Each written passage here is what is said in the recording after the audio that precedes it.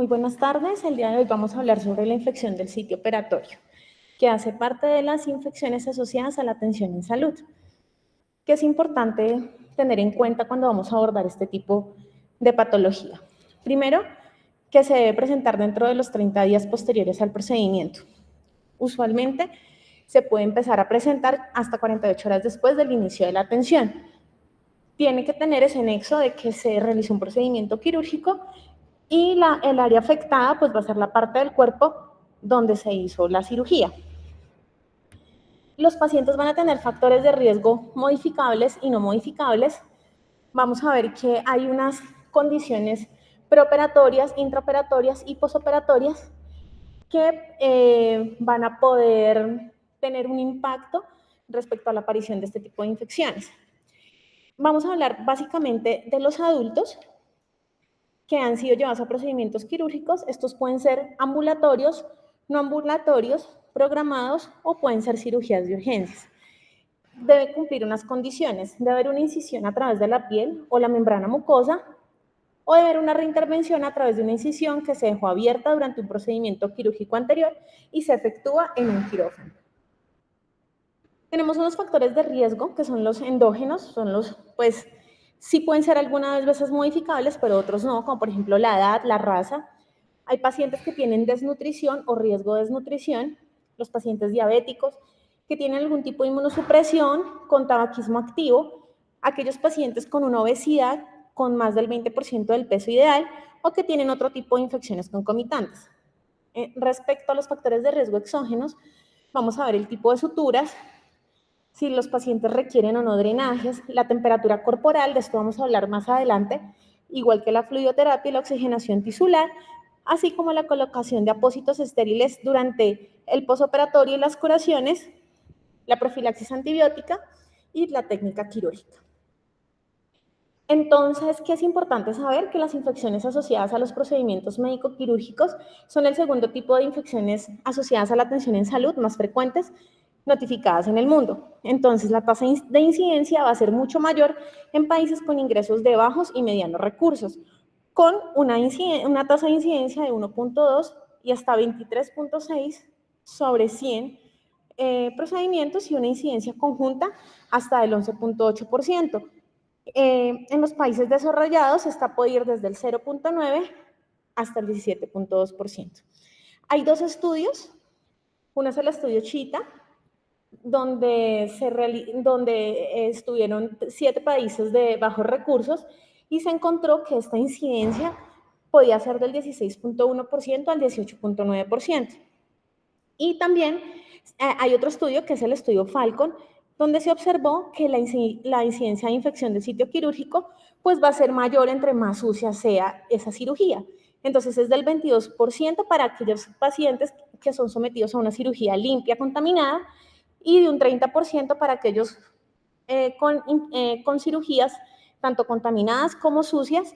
Y esta estadística se realizó también en países de ingresos bajos a medios. En nuestro país, esta es unos datos del año 2023. En el año 2023 en nuestro país hubo 4.248 casos de infecciones del sitio operatorio, 3.417 fueron confirmadas por clínica y 831 confirmadas por laboratorio. ¿Qué hay de importancia en estos datos? Que hubo un aumento del 10% comparado con el año 2022 y un aumento del 30% comparado con el año 2021.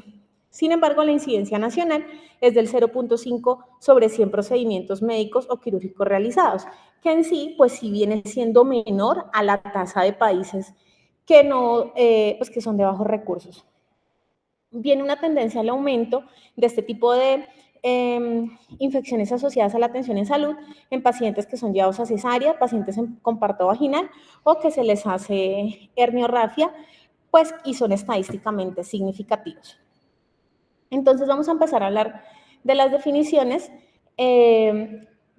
Hay 3 tipos de infecciones del sitio quirúrgico, una va a ser la superficial, la profunda y la de órgano-espacio, que debe cumplir ciertos criterios, pues, para poder hacer el diagnóstico como tal. Entonces vamos a empezar primero haciendo estas definiciones. Como dijimos previamente, la cirugía, aunque esto tiene ciertas modificaciones que también vamos a ir hablando, es el evento que ocurre dentro de los 3 días posteriores al procedimiento, contando como el día 1, el día de la realización de la cirugía. Y la vamos a dividir en las 3 clasificaciones que ya dijimos. Entonces, en aquella que es superficial, ¿qué es importante? Debe involucrar solo la piel y el tejido subcutáneo de la incisión y el paciente adicionalmente debe tener al menos una de las siguientes condiciones. Debe tener drenaje purulento de la incisión superficial, se debería detectar un microorganismo a partir de una muestra obtenida sépticamente, ya sea de la incisión superficial o del tejido subcutáneo, y se debe recuperar el microorganismo por cultivo o un método de prueba microbiológica que no sea basado en cultivo. Otra de las condiciones que podría llegar a tener, si no tiene las otras, es que tenga una incisión superficial realizada por un cirujano o profesional, ausencia de toma de muestra, o sea, y si no tenemos como la muestra donde se haya tomado el cultivo, se haya podido hacer el aislamiento microbiológico, pues el paciente debe cumplir otras condiciones, como son dolor o sensibilidad localizados, que haya hinchazón localizada, eritema o calor. Y lo otro es que el diagnóstico pues lo haga también un médico profesional, ¿sí? Que pues considere que esto también es una infección superficial del sitio operatorio. Hay 2 tipos de infección superficial.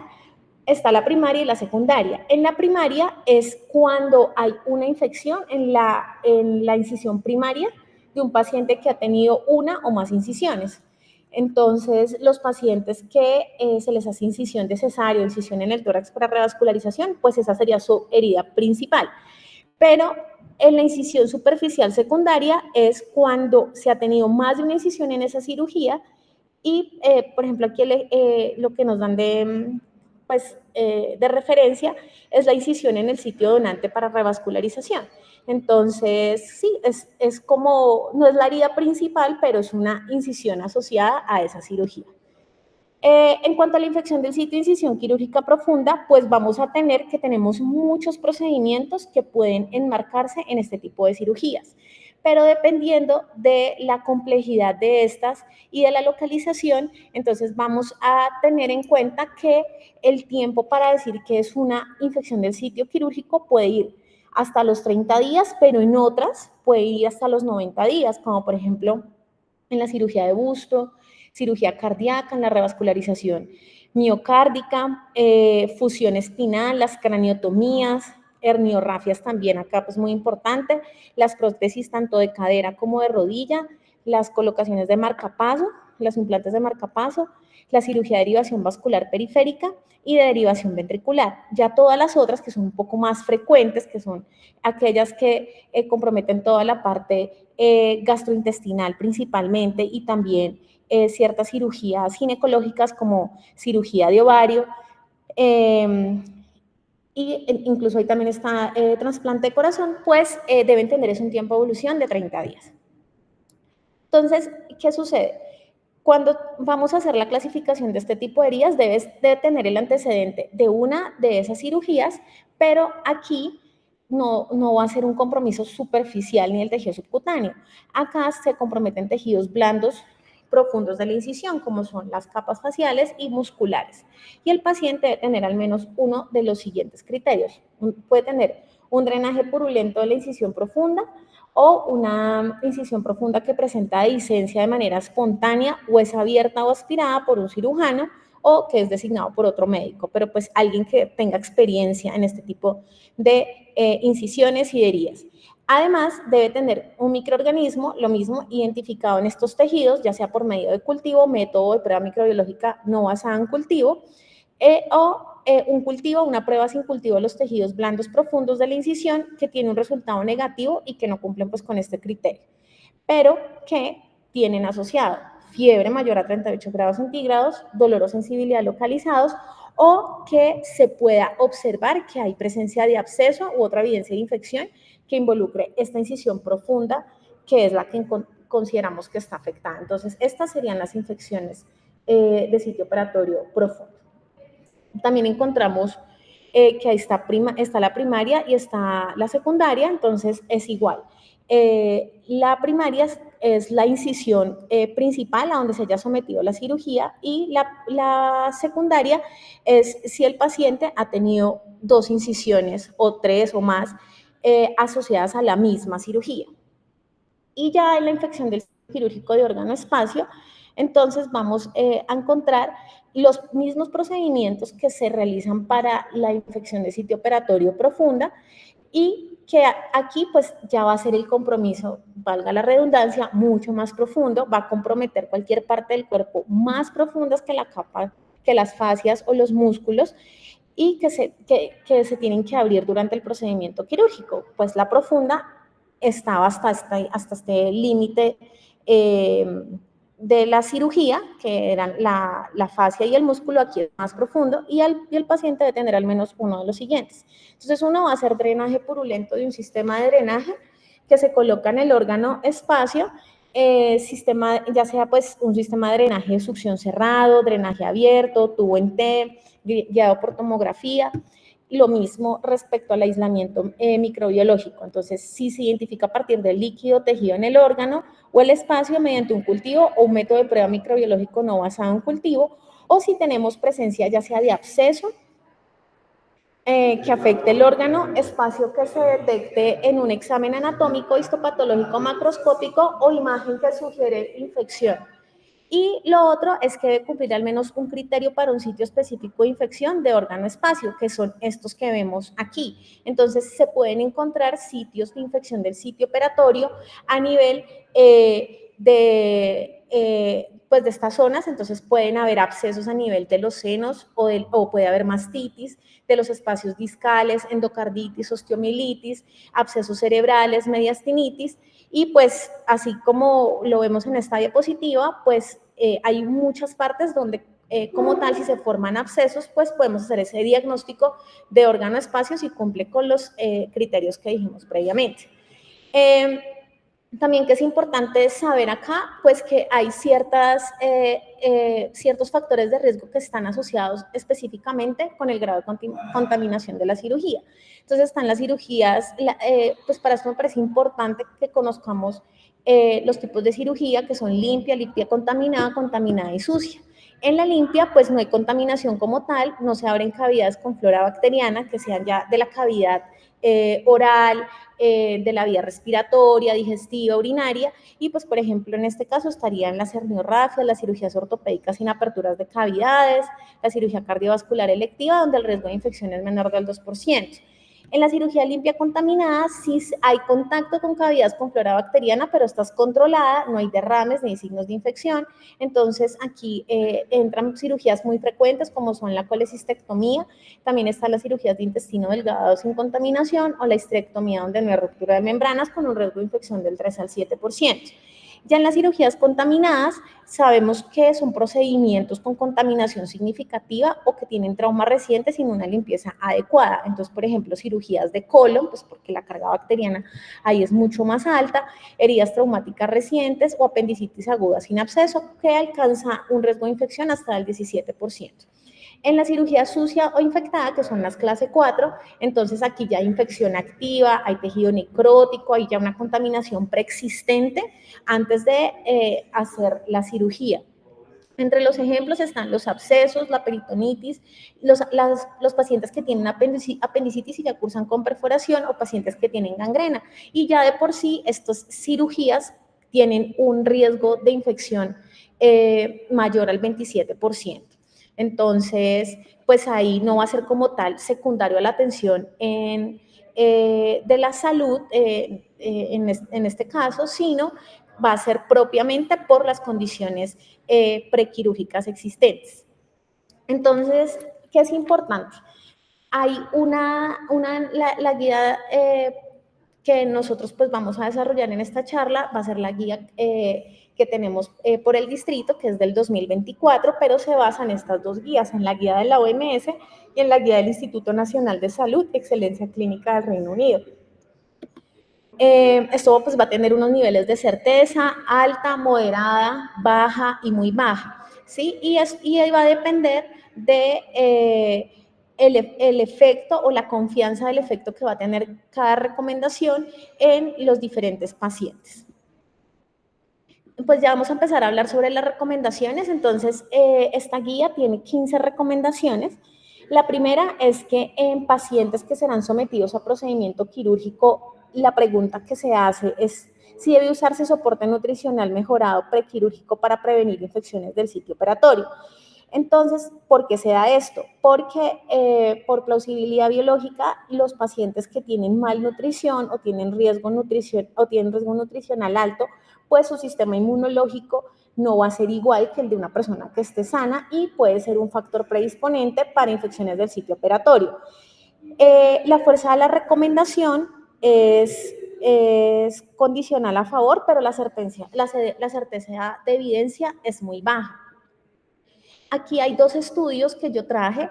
Y pues realmente los dos estudios que pues vamos a analizar son en pacientes que fueron sometidos a cirugía de cabeza y cuello, en las cuales a quienes se les dio tratamiento con, o sea, prequirúrgico con soporte nutricional. Entonces, se sabe que los pacientes que tienen desnutrición tienen complicaciones en el 20 a 60% de los casos y que los factores de riesgo son desnutrición, alcoholismo y la inmunosupresión oncológica. Entonces, la idea con este estudio era evaluar la disminución de las complicaciones infecciosas como en general y la infección del sitio operatorio con inmunonutrición preoperatoria. Este fue un estudio multicéntrico, prospectivo, aleatorizado y doble ciego, donde se distribuyeron los pacientes en tres grupos. Uno era el grupo control, a quien se le daba una fórmula perioperatoria que no tenía nutrientes inmunitarios y era el grupo de referencia. El otro era, al grupo B se le daba una fórmula que se llama IMPACT, al grupo C también, pero esta también tenía dieta de referencia, el grupo B, y el otro como tal, es el grupo C, era el grupo de intervención. Entonces a ellos se les daba estos soportes nutricionales 7 días antes de la cirugía, durante 7 a 15 días en el posoperatorio también. Se aleatorizaron 312 pacientes, pero solo 205 fueron analizados como tal. Sin embargo, este estudio sí tiene un sesgo y es que solo 64 pacientes recibieron el 75% de la ingesta calórica que se requería o que era el objetivo previo a la cirugía. Entonces, así se hizo la aleatorización, pero pues finalmente los pacientes que se pudieron analizar fueron 205, como los vemos distribuidos en el grupo A, B y C. Estas son las características de los grupos. En general estaban muy homogéneos, por lo que pues no había como una desventaja de un grupo respecto al otro en cuanto a la aleatorización. Estos son los componentes que tenían estos nutrientes. Entonces, de importancia, este IMPACT, que era la composición nutricional, tenía L-arginina y tenía ARN, que no tenía la fórmula de referencia, y asimismo también tenía omega 3. Esta es la tabla demográfica y clínica de estos pacientes, y estas también son las características biológicas y nutricionales que realmente no tenían ninguna diferencia estadísticamente significativa entre ninguno de los grupos. ¿Qué se vio en este estudio? Realmente, si uno lo ve, para que haya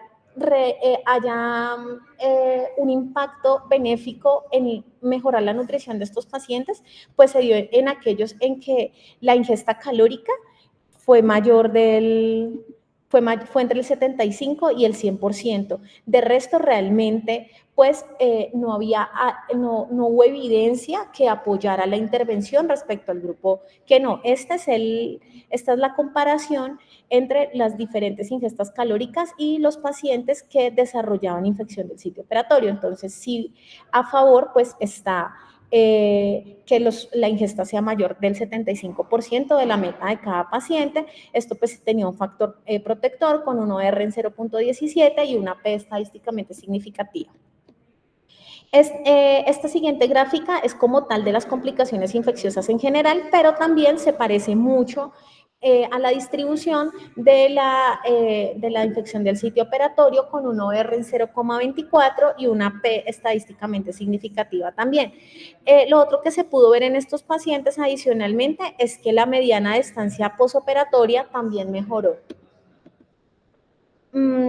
Este fue otro estudio en el que se evaluaba la adición de glicina a estos pacientes como suplemento nutricional oral en aquellos que iban a ser llevados a cirugía cardíaca. ¿Y por qué se hizo esto? Porque se ha visto que los pacientes con edad avanzada y función cardíaca deficiente pues tienen mayores tasas de morbilidad al someterse a cirugía cardíaca. Por lo que en este estudio lo que querían era asociar glicina para evaluar respuesta y mirar si había algún tipo de impacto respecto a las infecciones del sitio operatorio. Estas son pues las características de los pacientes. No hay, también pues fueron grupos bastante homogéneos, pero si vemos en cuanto a la infección del sitio operatorio, las infecciones de las heridas, pues realmente no hubo diferencia respecto a los otros grupos y pues tampoco fue estadísticamente significativo. Esa pues fue la primera recomendación. Ya la segunda recomendación, entonces, son en los pacientes que serán sometidos a procedimiento quirúrgico, se debe realizar baño preoperatorio con jabón antiséptico o jabón común para prevenir la infección del sitio quirúrgico. Entonces, pues se sugiere utilizar un jabón común o antiséptico para el baño preoperatorio con el fin de prevenir las infecciones del sitio operatorio. Esta es una fuerza de recomendación condicional a favor y la certeza de la evidencia es moderada. ¿Cuál es la base fisiológica para hacer este tipo de recomendación? Es reducir la carga bacteriana generada por la microbiota de la piel, es decir, la microbiota residente y especialmente en el sitio de la incisión. ¿Y esto por qué se da? Esto fue un estudio que se hizo hace muchísimos años, en 1991, y que se llama pues el efecto de la desinfección de todo el cuerpo para evitar pues las contaminaciones de las heridas durante los procedimientos intraoperatorios. Entonces aquí lo que se dieron cuenta era esto que se ve acá, grupo A y grupo B, eran pacientes a quienes se les había hecho baño completo y a los que no, y pues como podemos ver, la carga bacteriana de los pacientes a quienes no se les había hecho esta decontaminación, pues fue muchísimo más alta que en aquellos que sí, con una P estadísticamente significativa, y desde aquí pues esta recomendación tiene muchísima fuerza para poder pues establecer este tipo de prácticas antes de hacer las cirugías. Por otro lado, porque pues a partir de esto se ha querido saber si el uso de paños impregnados con gluconato de clorexidina, por ejemplo, como antisépticos, puede mejorar el impacto o el riesgo de estas infecciones asociadas a la salud, pues no hay una recomendación como tal porque los estudios no son tan fuertes, la evidencia no es tan fuerte como para recomendar. Este es un estudio que se hizo de costo-efectividad para el uso de clorexidina pues para el baño general prequirúrgico, y lo que se observó, este es un estudio también antiguo, de 1987 a 1989, se evaluaron 3.482 pacientes y de estos 1.744 se les aplicó clorexidina y los otros 1.738 se les colocó detergente placebo. ¿Qué es lo que vamos a ver aquí? Pues que realmente la infección de los pacientes fue del 5,77, del 5,79% para pacientes con clorexidina y de 5,75% para aquellos pacientes que se les administró placebo. Entonces, pues realmente no, se les aplicó detergente placebo, entonces pues no ha demostrado mucha importancia. Sin embargo, este sí es un estudio que es más reciente, es del año 2013, fue un estudio corte prospectivo. Acá se evaluó la eficacia del baño preoperatorio con paños de gluconato de clorexidina al 2% antes del procedimiento sobre el sitio quirúrgico. Y lo que se pudo observar aquí es que los pacientes que no se les hacía el baño con clorexidina tenían una infección en general del 6,3 versus el 2,1, aquellos a quienes se les hizo el lavado con clorexidina con una P estadísticamente significativa del 0,01. Entonces, Este estudio apoyaría esa recomendación, pero se considera que aún no hay una evidencia suficiente para que pues, se establezca como una indicación para todos los pacientes. La tercera recomendación es en pacientes que serán sometidos a un procedimiento quirúrgico, se debe realizar la eliminación del vello con afeitado o máquina cortadora de vello o crema depilatoria para prevenir la infección del sitio operatorio.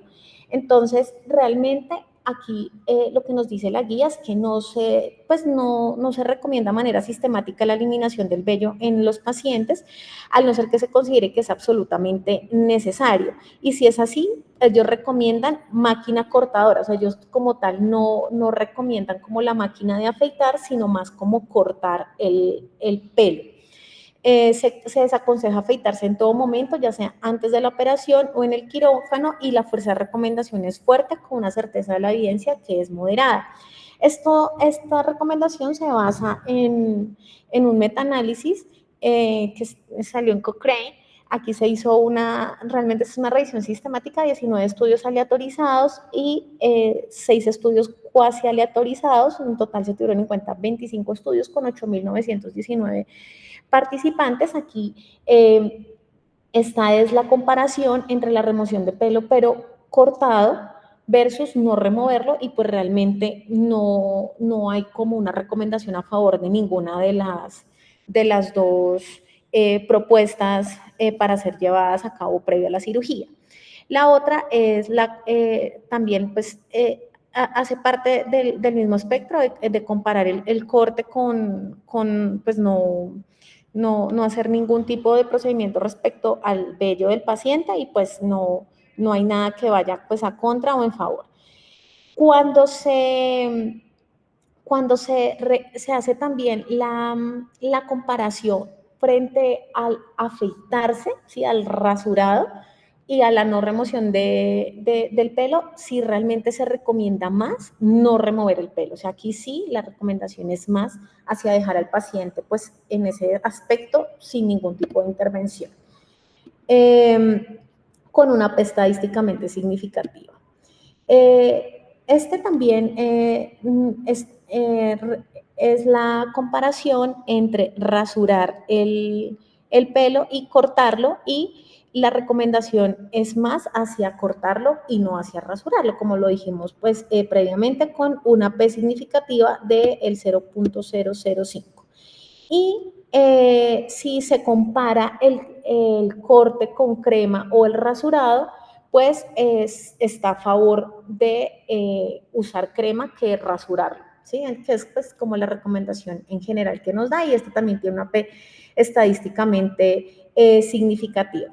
Y lo otro es la recomendación, o más bien la comparación que se hace entre la remoción en aquellos pacientes que tienen la indicación de hacer la remoción del vello el día de la cirugía o el día previo, y pues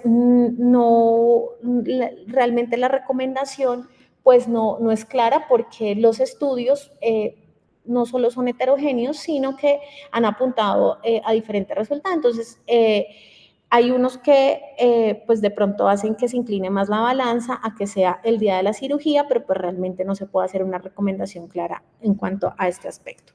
En la cuarta recomendación, nos preguntan si en los pacientes que serán sometidos a procedimiento quirúrgico se debe realizar la preparación quirúrgica de las manos, y si esta preparación debe hacerse con jabón antimicrobiano y agua, o por medio de fricción con antiséptico a base de alcohol para prevenir las infecciones del sitio quirúrgico.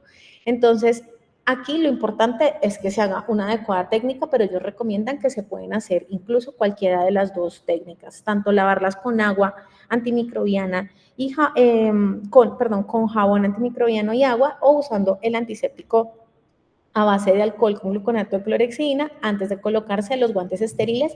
La recomendación es fuerte a favor, aunque la certeza de la evidencia es moderada, pero lo que sí nos enfatiza es en la higiene de manos. Entonces, con esto, ¿qué vamos a hacer? Vamos a eliminar la microbiota transitoria de la piel, que es la potencial que nos va a generar infecciones cruzadas, y va a reducir la flora residente, así mismo como inhibir el crecimiento de bacterias bajo el guante. Este fue un estudio aleatorizado en el cual se compararon ambas técnicas, entonces el del lavado usual versus el uso de soluciones a base de alcohol para evaluar la tasa de infecciones del sitio operatorio. Acá se utilizaron los dos métodos con la que era con alcohol, pues fue con solución acuosa de alcohol al 75%, y aquellos que se lavaron las manos, pues fue con preparación antiséptica que contenía povidona yodada al 4% o gluconato de clorexidina al 4%, y realmente este fue un estudio de equivalencia. Sí, no fue para ver superioridad de ninguna de las dos técnicas, sino una equivalencia del alcohol respecto al agua y al jabón. Entonces, finalmente, estos fueron los pacientes que se incluyeron en los dos grupos, 2.135 en uno de los grupos, en el de lavado de manos usual, y el otro grupo, 2.252 pacientes.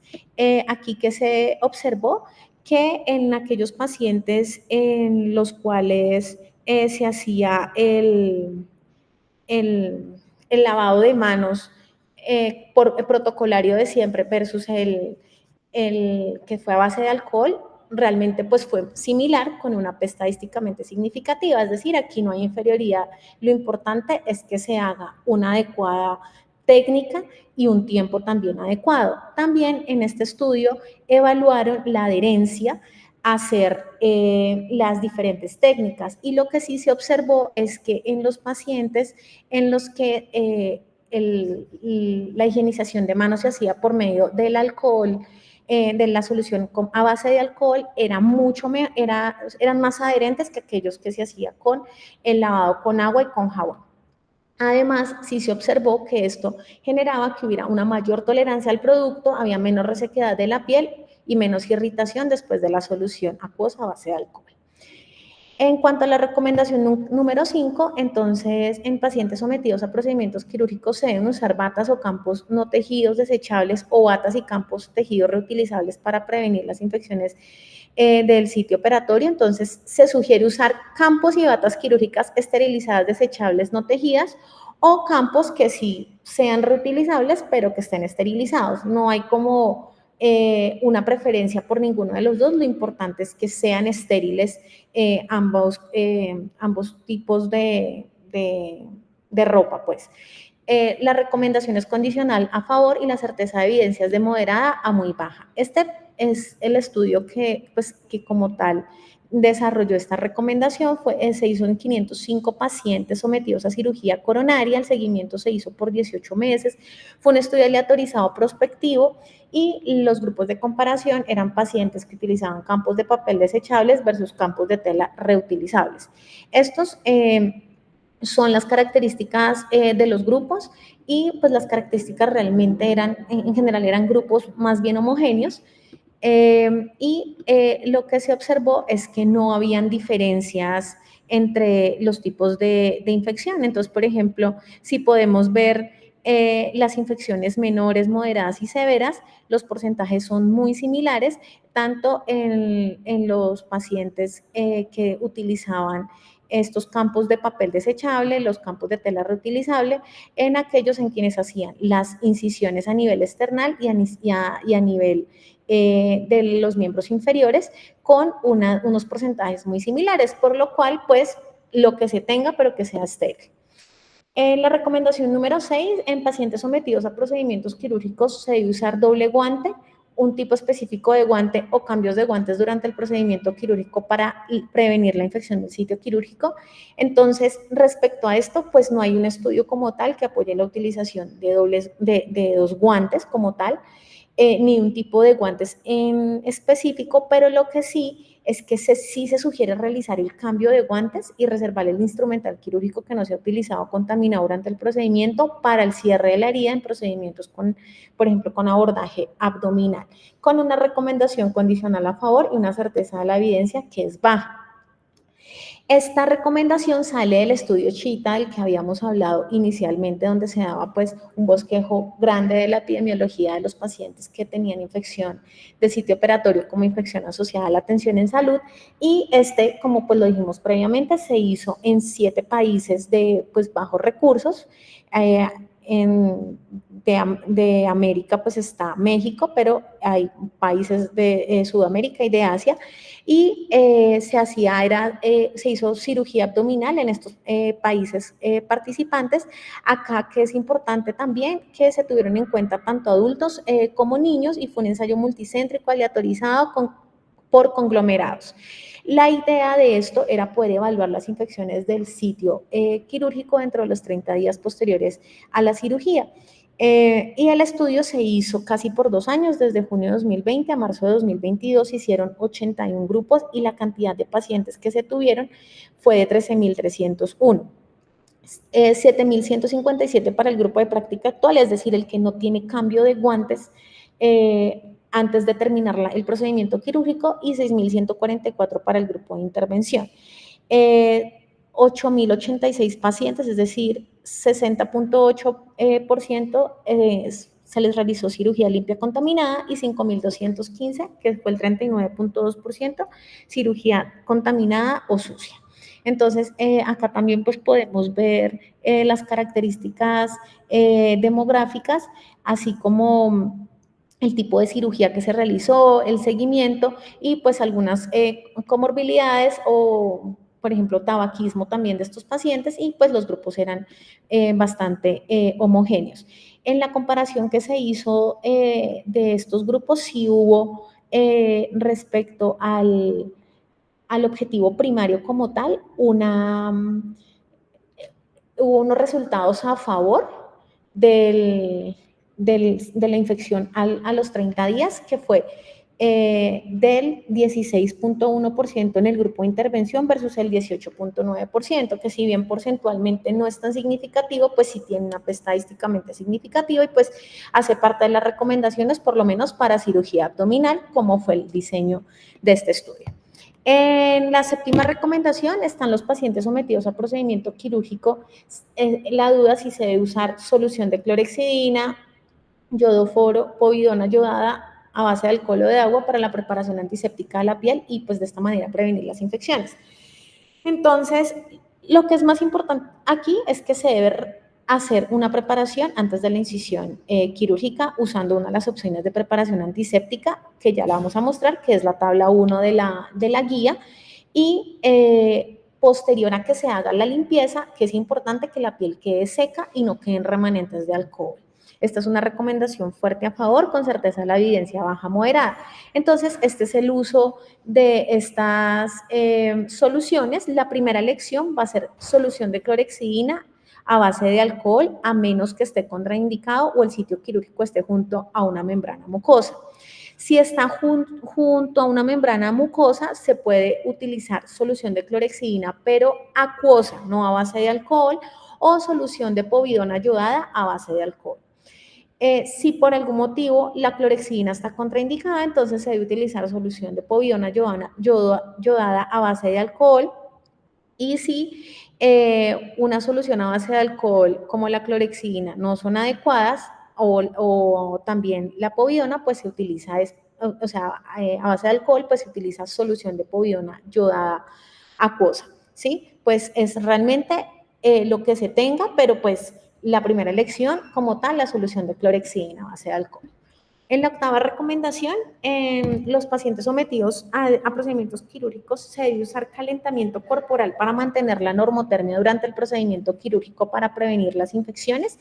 Bueno, pues aquí sí hay una recomendación de que se sugiere usar dispositivos de calentamiento en la sala de operación y durante el procedimiento, porque esto también tiene plausibilidad biológica. Cuando hay hipotermia, hay deterioro de la función inmunitaria y se genera vasoconstricción termorreguladora. ¿Esto qué va a hacer? Que va a disminuir el suministro de oxígeno a la herida quirúrgica, y esto pues sí puede favorecer infección en el corto plazo. Entonces, la recomendación condicional es a favor, y la certeza de la evidencia es moderada. Esto viene de un estudio de 1996 publicado en New England, Aquí se observaron 200 pacientes sometidos a cirugía colorectal y se hizo en un grupo la tensión térmica intraoperatoria. O sea, acá lo que se iba a ver era tensión térmica intraoperatoria de rutina, que o sea, ellos no vigilaban si los pacientes hacían hipotermia o no, pero bueno, sería el grupo de la hipotermia y el grupo donde sí se hacía un calentamiento adicional con el fin de mantener una adecuada temperatura. Entonces, estos pues fueron los dos grupos y como se puede observar al final de la cirugía, en aquellos pacientes en quienes no se hacía termorregulación, sí presentaban hipotermia con una temperatura entre 34.7 más o menos 0.6 grados centígrados, a diferencia de los pacientes en quienes sí se hacía calentamiento adicional con una temperatura de 36.6 más o menos 0.5%.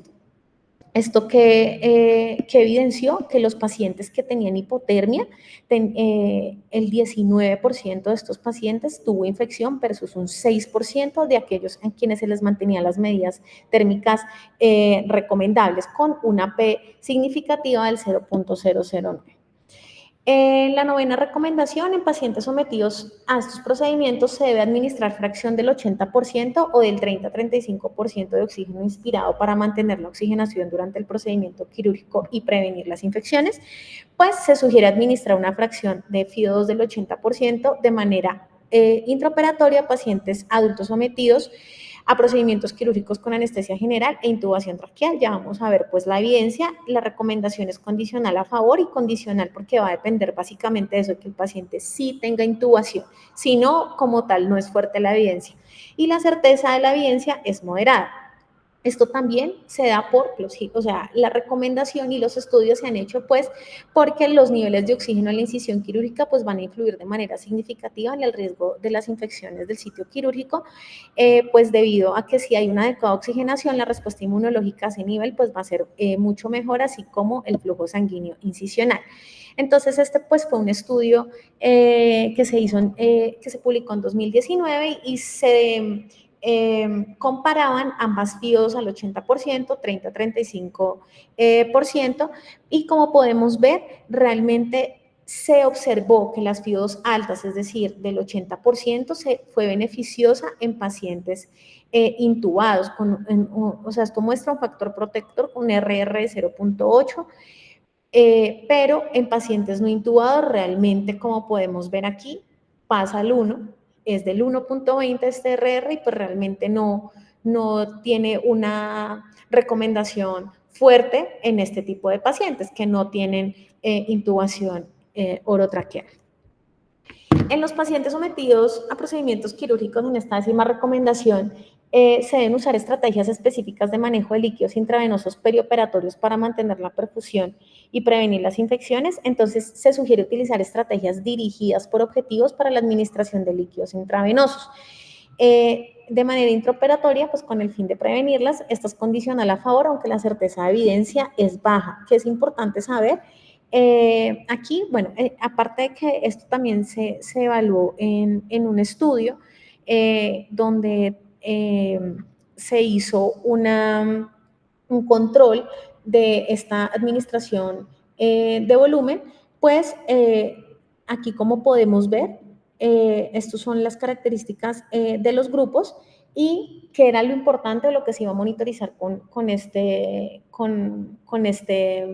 estudio, era la entrega de oxígeno. Una vez se detectara, pues tocaba tomar algunas medidas pues para, mejor dicho, lograr el objetivo que se tenía, que era tener esta entrega de oxígeno mayor a 600 mililitros por minuto, que es lo que vemos ahí en el recuadro rojo. Y el seguimiento de estos pacientes se hizo por 8 horas. Doctora, ¿me escucha? Bueno. Que sí fue importante aquí y que se observó que los pacientes del grupo control tuvieron infecciones del sitio operatorio, 20 de estos pacientes y 4 en el grupo a quienes se les hacía el tratamiento dirigido. Entonces, de los líquidos intravenosos. Lo que hacía que, lo que hace que esta pues sea una recomendación que, si bien la evidencia no es que sea la más fuerte, pues sí ha mostrado resultados. Asimismo, en este estudio se observó que los pacientes a quienes se les dirigía la administración de líquidos endovenosos tenían una estancia hospitalaria mucho menor. Que es importante tener en cuenta es que esto va tanto en evitar la deshidratación del paciente como en evitar la sobrecarga de volumen.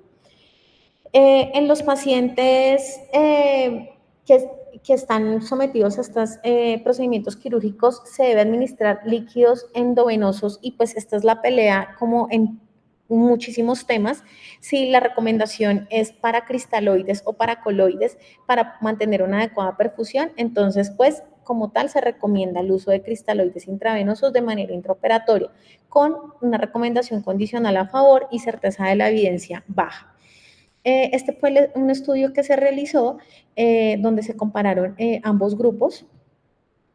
Realmente que se observó que habían, por ejemplo, en los pacientes que se les daba, se hacía el tratamiento con cristaloides, pueden a veces tener mayores complicaciones. Asimismo, podían tener complicaciones menores, pero no había una diferencia significativa respecto a la infección del sitio operatorio, como si podía ser, por ejemplo, la presencia de náuseas, ¿sí? Como efectos adversos que podían ser leves. Entonces, pues no hay nada como tal que se vaya hacia un lado que se incline hacia un lado de la balanza, pero lo que sí es que los costos de los coloides pues también son muchísimo más altos. La recomendación número 11 es si se debe realizar un control de la glicemia perioperatoria para prevenir las infecciones del sitio operatorio. Entonces, se sugiere no utilizar protocolos para el control perioperatorio estricto de la glicemia en sangre en pacientes adultos con diabetes tipo 2 o no diabéticos que se someten a procedimientos quirúrgicos, a menos que se tengan protocolos institucionales que aseguren un adecuado control y permitan la identificación oportuna de eventos hipoglicémicos. La recomendación es en contra y la certeza de la evidencia es de alta moderada. Que es importante tener en cuenta acá que el control de la glicemia perioperatoria estricta y en general de los pacientes que están como tal hospitalizados, pues sí van a aumentar los riesgos de hipoglicemia. Entonces, pues la hipoglicemia es muy peligrosa, es mucho más peligrosa que no tener un control de pronto tan adecuado, tan estricto, así haya como tal evidencia de que esto puede disminuir el riesgo de infección quirúrgica. Sin embargo, es un riesgo muy potencial y alto para el paciente, por lo cual no se recomienda. En la recomendación número 12, en pacientes sometidos a procedimientos quirúrgicos se deben aplicar antisépticos o antibióticos en el campo operatorio antes del cierre de la herida para prevenir estas infecciones, pues se sugiere realmente no aplicarlos. La recomendación es en contra y la certeza de evidencia es baja, porque hay muchos estudios, aquí pues estos son algunos para nombrar, en los cuales se hizo una comparación de uso de cemento óseo con eritromicina y colistina versus a uno que no tenía antibiótico, así como vancomicina en polvo para cirugía de columna, ampicilina en polvo para apendicectomía, cefotaxima tópica y cefaloridina tópica para cirugía gastrointestinal, incisiones mayores de 3 centímetros, y pues así muchísimos como antibióticos tópicos donde realmente no hubo diferencia estadísticamente significativa, entonces pues no se recomienda. En la recomendación número 3, entonces, en los pacientes sometidos a procedimiento quirúrgico se debe realizar irrigación profiláctica intraoperatoria de heridas para prevenir la infección. Realmente, esta también es una recomendación en contra. Se sugiere no realizar irrigación de las heridas con antibiótico antes del cierre con el fin de prevenir la infección. Y pues la certeza de la evidencia es baja.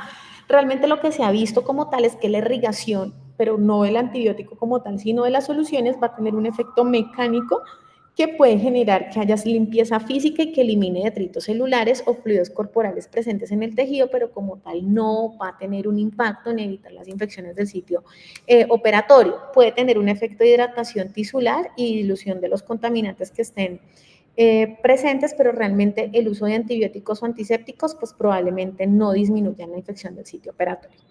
En la recomendación número 14 habla sobre si el método de cierre, o sea, qué método de cierre se debe utilizar para prevenir la infección del sitio operatorio. Entonces, cuando se usen suturas, se sugiere contemplar el uso de suturas recubiertas de triclosan para prevenir la infección del sitio operatorio. Esta es condicional a favor y la certeza de evidencia es moderada. Y también se recomienda el uso de suturas por encima del uso de grapas para cerrar la piel después de cesárea y reducir el riesgo de adherencia de la herida superficial, con una recomendación fuerte a favor y certeza de la evidencia alta. Entonces, se observó que en pacientes en los que se utilizaban suturas con triclosan era un factor protector, un riesgo relativo de 0,8 y pues lo que decía previamente, se recomiendan las suturas respecto a las grapas. Y la última recomendación o la última pregunta que hay es si se deben usar apósitos avanzados versus apósitos estériles estándar después del cierre de la incisión para prevenir las infecciones.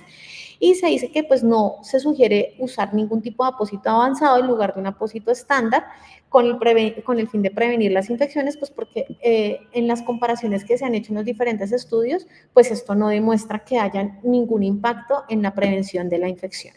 Ya pues para casi concluir en las consideraciones adicionales, nosotros tenemos una calculadora para evaluar riesgo prequirúrgico y entre esta calculadora, ella nos sirve para evaluar si hay complicaciones serias y o cualquier complicación, y entre las complicaciones serias nos puede evaluar el riesgo de infecciones quirúrgicas. Entonces es una herramienta de la cual pues podemos nosotros tomar ayuda para poder hacer valoraciones en caso tal de que se solicite, pues porque hay pacientes que pues definitivamente sí van a tener mayor riesgo de infección antes de ser llevados a una cirugía.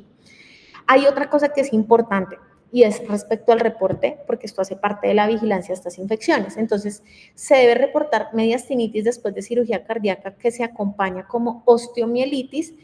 Se debe poner como mediastinitis más que como una infección del sitio operatorio óseo. Entonces, hay que tenerla en cuenta. Si se encuentra un paciente con meningitis y absceso cerebral concomitante, se debe reportar la infección como intracerebral. Y si se encuentra absceso espinal con meningitis, entonces después de una cirugía de columna se debe reportar como meningitis, ¿sí? Infección del sitio operatorio a nivel pues, meningio.